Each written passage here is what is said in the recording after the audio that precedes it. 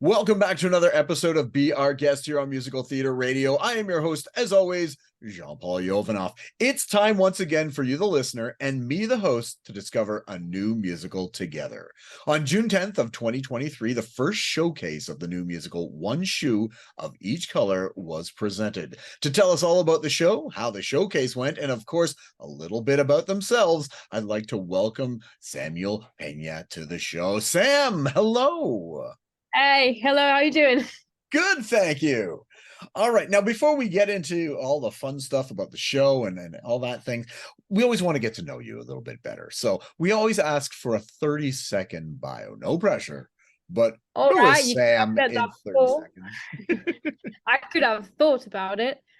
Um, well, I'm a Spanish pianist. I was classically trained, and then I came to London to study my master's, and that sort of changed me a lot in a good way, I want to think. And I love improvisation, so that's my main job as a ballet pianist. And then I wrote a musical over lockdown. I also baked bread and I also made a lot of drawings and all that stuff. So that was another of the things I did, and it just came out of me. It's in an autobiography, and here we are 3 years later trying to actually make it happen. Nice. Perfect. It tells you a little bit about yourself, including the bread, which we may get into later. Who knows? But were you always into musical theater growing up, or is that something you discovered a little bit later? No, not at all. Like my parents love opera, love classical music, and that's always been sort of my thing. And then I literally wrote a musical out of the blue. I didn't even know that I loved musical theatre the way I do now. I know So sometimes it just happens, right? You just it discover. literally just happened. So you're a classical pianist by heart. Yeah. Did you always want to be a classical pianist, or was there? I'm always curious. Is there anything else you ever want to do? And when you were, going through school, and you went, maybe if I do this, you ended up obviously with the piano. But is there anything else that tickles your fancy? Well, I had this crazy dream when I was a kid, when I was literally like 4, which I didn't even know what the word meant, but I actually wanted to be an anthropologist. I just really think I just liked the word really. And then I started playing the flute when I was 9, and I met a really amazing piano prodigy when I was 15, and that was like a turning point for me. I was like, I want to play piano. So I started a bit late, but still, that was all I wanted to do. Well, Um, starting late, you did pretty good. So yeah, well, I can't complain. I did practice a lot. If that helps, it's not magic. no. Well, I hated practicing, so I'm glad you stuck with it because I could never do Oh, that. so you play piano as well? I did. I don't so much anymore. A whole thing. My dyslexia gets in the way of my fingers and reading music and stuff like that. Mhm. So I had to stop after a while. But my, this is about you, but me. I'd be practicing in the basement, and my mom would go. She'd bang on the floor and go, "Stop making things up and write Oh, what come you're on, supposed to be no. playing." No, that's the point, man. Be creative. Yeah, but Oh, she's paying for the lessons, and I've got the book in front of me, so she's like, play what you're supposed to play. But in the end, it did work out that I made up stuff. But enough about um, me. Time for about you. So before you got into the pandemic and you started baking bread and writing musicals, what were you doing just before that moment that you well, were I writing? was in London studying my master's degree, which actually it was supposed to be classical music, but I think I just mentioned I came to London and that really changed me. So I went nuts, literally, and within a month, I was asking the school to please do something for me because I was really not happy doing classical music. So they listened to me, and they made a master's for me based on improv and like jazz and classical music and composition, which was really really cool. So I did that for a couple of years, and then a fellowship in composition, and then COVID. Okay, so let's talk about One Shoe of Each Color, the musical. So you said you wrote it during the pandemic. You obviously said you also weren't into musicals at that point. What was that magic moment when the light switch happened and you started to you want to do this? Yeah, so I guess I was depressed, like 99.9% of the population at that time. And I just, I suddenly had a lot of time to spend with myself, like everybody. And to me, that was not right. Like I wasn't ready for that. So I discovered that I had a lot of things that I hadn't made peace with in my past, for example. And I am very creative usually. So the way I get things out of myself is by writing. So I started just writing songs, writing music stuff, and then one day my mom just shows up, like she walks out of the kitchen and she says, like, why don't you write a music, why don't you do it, put it all together into something that's actually, instead of random little things, just make something big with it. Mm-hmm. And that, it was my mom, really. Seriously. Just as simple as that. Just write a Yeah, musical. So seriously, it was a good idea. nice. So tell us what's the synopsis of the musical? What's the plot? So the plot is, it's an autobiography. It's my life, which I tend to say that it's not interesting. My life is not interesting, but what I think it is interesting is the mental process that I went through, that I go through.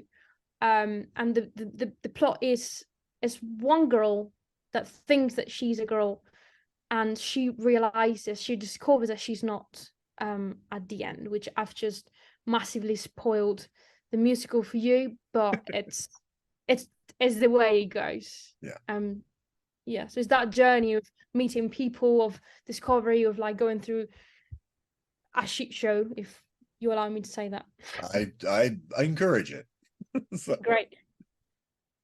so I'm curious. This is obviously you were writing and you were creating and improvising stuff. Was there a difficult transition going from, writing that classical type and working on that to the musical theater world, or did you just find it kind of a natural progression for you? To be honest, I tend to say that the musical wrote itself. I'm an improviser, so I just literally had like a microphone in front of me, and my keyboard, my piano in front of me, and my computer, and I literally vomited the recordings one after the other for like a couple of weeks. Like I had it all like out of my body, out of my system for 2 weeks, and that's it. Obviously, there's a lot of refinement, a lot of work that you do after that, but the whole thing just came out. Did Yeah. you didn't obviously when you have classical music, unless it's opera, you don't write lyrics. How was that for you? Did you find that simple or easy or more difficult, obviously, than the music? It just came all at the same time. And funnily enough, it came in English, which I am Spanish, is my second language, but it just all came together. I guess it was meant to happen. So you're working on it. When did you take it to the next level? We're out of the pandemic at that point. What happened next? So I put it in a drawer and I closed it for months, and I didn't do anything with it because obviously there was not any space in my brain, because I was like, I can't even go back to London because there are literally no flights. So I one like at some point, one friend of mine asked me randomly over the phone, I heard that you wrote a musical, because I probably told some friends like, oh, apart from baking bread, I've also done this, like it, not like a big thing. And she was like, show me something. So I sent her a few recordings, and she's a musician as well. And she was like, you know what, you do really need to do something with this because it's really good. So I listened to her and I started actually trying to make something that would potentially turn into something at some point when life allowed me to do that. So 1.5 years later, I could come back to London, and the first thing I did was to try to present what I had done to the people that I knew and take it from there. So now, how long ago was that then? Between then and the showcase, like what happened in between then and well, a week and a half ago, according to this recording. So Yeah, so that was like 2020. 2021 when I came to London, and now it's 2023. So in this a couple of years, I've literally been meeting people and trying to make friends and trying to connect with people that could somehow give me some advice into, you know, how to move this forward. But most of the time, the music was sitting in a different drawer, waiting for me to actually grow up enough to be like, I'm gonna do this. Yeah. You know. And that's true of everybody. Everybody, it just sits there until you figure out what you're, and because it's your first musical, you don't know what you don't know, and you're trying to figure it all out. So it's I always find when I talk to people in their first musical, it's refreshing because you don't know what you don't know, and anything's possible, and you'll talk to everybody and anything, and it's so exciting. So, and all this leads up to the showcase. So tell us about the showcase that just went on. So at some point it was like, you know, no one is going to come and make this happen for me. So I need to make a decision. I need to even, you know, I have no idea what I was doing. And I have no idea what I'm doing, but I still was like, okay, let's set up a date and let's aim to have a good showcase for that date. So I did that. I booked a day at the beautiful venue, which is the Shoreditch Treehouse, which is in London. If you don't know it, it's the most amazing space. And they let me do it there for free because I happen to play there quite often, which was really, really handy.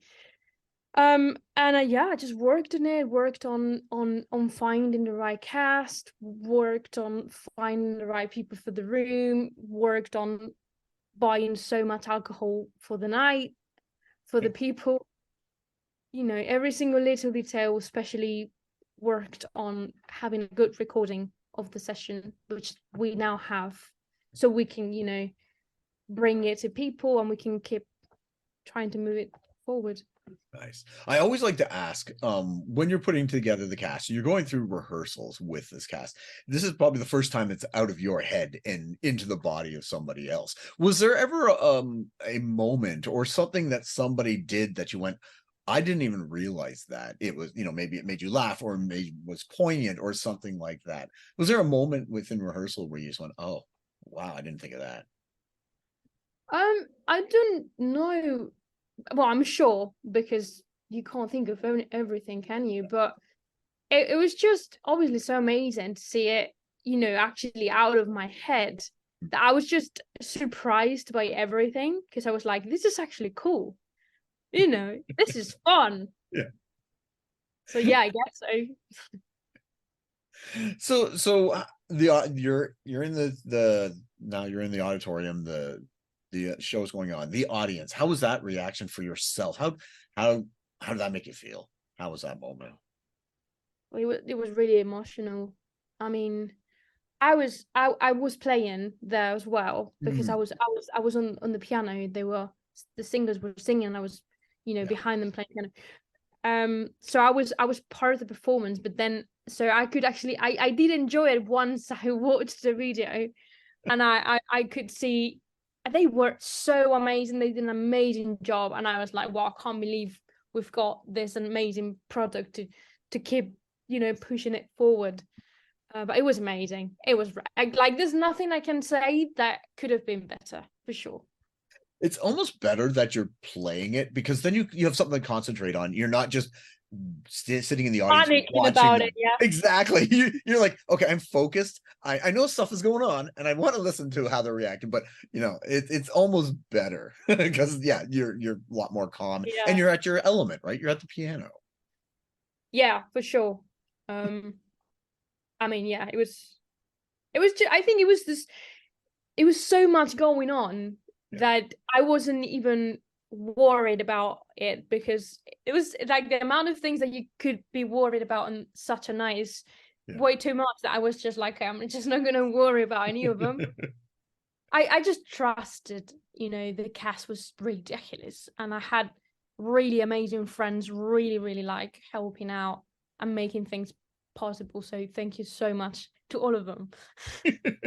Well, congratulations on the writing of the show and getting it on its feet. Now the question is, what's next for it? Where do you see it going, or do you have something planned? Is there something you can tell us? Well, right now, some promising things came out of that night. We are negotiating, we're talking to people because we've got some really interesting, people that the musical has attracted. So we are seeing if we can actually sign something to, have it on next year. I can't be really specific about it because it's nothing that we have done for sure yet, but I can tell you that things might be working out. That's all I can say. You know what? That's the most important thing to say. Details are not that important when it's actually in progress. Yeah. So that's fantastic to hear. And I look forward to hearing where it goes in the future as well. And I always ask, do you have any other projects on the go outside of the music? Well, I mean, the projects I have apart from that one is pay my bills, which consists on I am, playing for ballet, and also I'm the resident pianist in a couple of different venues, one of them being this beautiful Shoreditch treehouse. And that's like my steady thing apart from random gigs. So to answer your question, the music was my life. It's my big project, and I can't think about doing anything else, and at least until and if that is, big at some point and done. Nice. So how can people find out more about you as a website and social media and things like that? So the musical is called One Shoe of Each Color, with the British spelling of color. I'm good with that. And then we've got Instagram, we've got TikTok. So if they go to Instagram, all of the rest comes from that. So one shoe of each color. That's where we are. Very cool. And we'll help promote that as well and let people know. And with our when it comes to podcasting goes on the air, which people are listening to at this moment. Fantastic. So again, congratulations on writing the show and discovering musical theater, which is always good. Literally. and I look forward to seeing where it goes with this, and please keep us in mind, because if it comes on anywhere else, let us know. We'll help promote the heck out of it for you. Thank you. We're always wanting to support new musicals. So I guess maybe my biggest question, and the one that's in my head, what kind of bread did you make? I'm always curious. Banana thingy. Nice. Like, I'm not even good at it. My mom is a good baker. I just mainly eat the stuff that she makes. I probably just happen to help. So wait, this is controversial, but are you a banana bread with walnuts or without?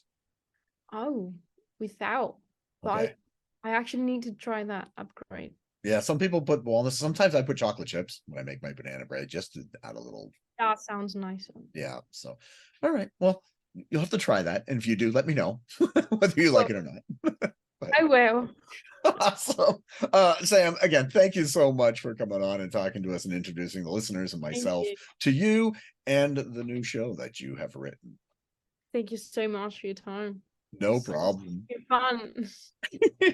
All right. We were just speaking with Samuel Peña, the creator of the show One Shoe of Each Color, the musical. Watch for that in the future, and go to the website and the socials and check them out and listen to some of the music and support new musicals. That's what we all need to do.